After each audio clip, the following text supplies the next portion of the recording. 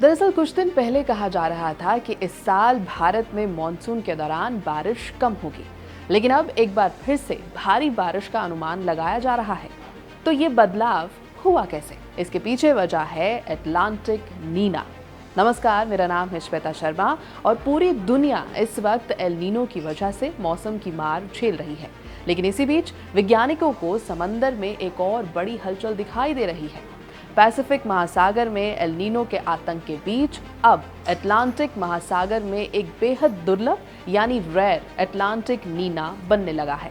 ऐसा पिछले 40 सालों में 6 बार ही हुआ है, इसीलिए इसे रेयर कहा जा रहा है। तो ये अटलांटिक नीना है क्या? आसान शब्दों में समझे तो जहां एल नीनो पैसिफिक महासागर के पानी को गर्म करता है, वहीं अटलांटिक नीना अटलांटिक महासागर के पूर्वी हिस्से में समंदर की सतह के तापमान को सामान्य से काफी कम कर देता है। National oceanic and atmospheric administration यानी NOAA के मैप में ये बदलाव साफ साफ देखा जा सकता है। एक्सपर्ट्स का कहना है कि अगर समंदर का तापमान लगातार 2 ओवरलैपिंग सीजन्स तक सामान्य से 0.5 डिग्री सेल्सियस कम रहा, तो ये पिछले 40 सालों में बनने वाली सिर्फ छठी अटलांटिक नीना होगी।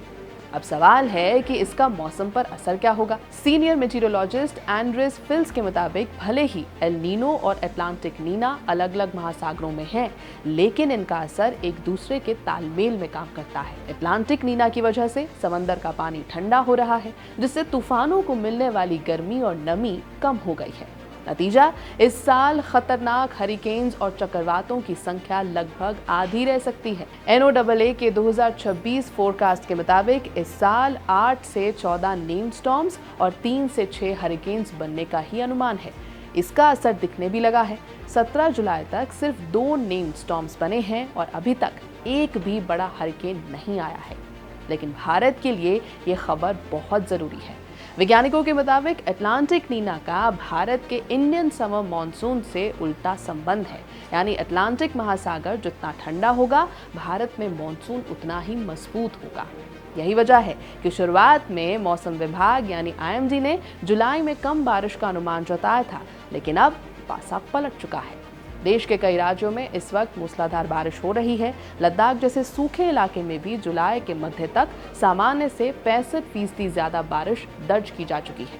IMD ने अलर्ट जारी किया है कि 20 जुलाई तक उत्तर पूर्वी और मध्य भारत में ये एक्टिव मॉनसून फेज भारी तबाही मचा सकता है।